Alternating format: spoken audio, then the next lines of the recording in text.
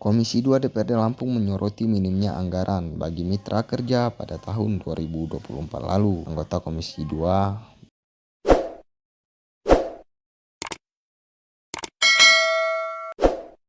Mikdar Ilyas menyebut alokasi anggaran yang kecil membuat kinerja dan program pro rakyat nyaris tidak berjalan optimal.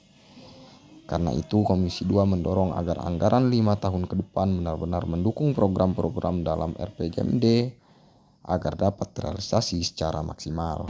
Hari ini memang mitra kerja yang RDP terhadap Komisi 2 kaitan masa LKPJ ya, itu Dinas Ketahanan Pangan, Biro Perekonomian, sudah itu Perindak, sama yang satunya Biro Perekonomian ya. Nah jadi dari semuanya ini tentunya pertama kita mengevaluasi mengenai